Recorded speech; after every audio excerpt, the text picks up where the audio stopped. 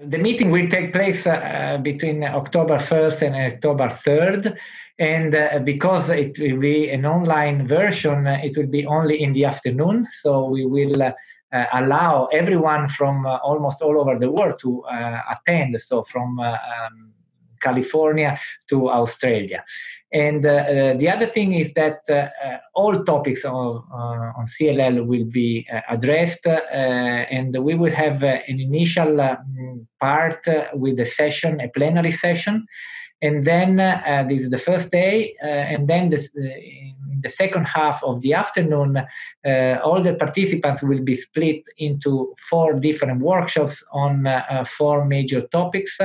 One is minimal residual disease, the other one is immunogenetics, so immunoglobulin, and the third one is about genetics of the disease, and a fourth one on the clinical management of patients.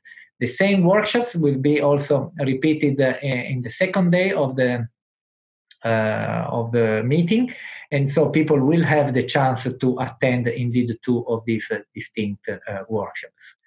As I said at the beginning, there will be a plenary session more dedicated to the pathophysiology of the disease, to the pathogenesis of the disease, while instead the second day, in the first half of the afternoon, it will be more clinically focused.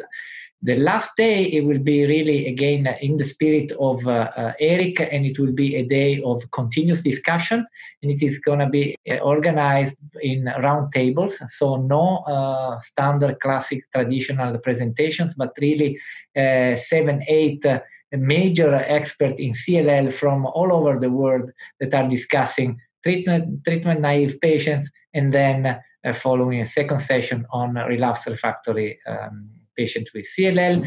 And finally, we will close giving the perspective of ERIC collaboration all around the world, and in particular also in Europe, and the tight connection with the European Hematology Association.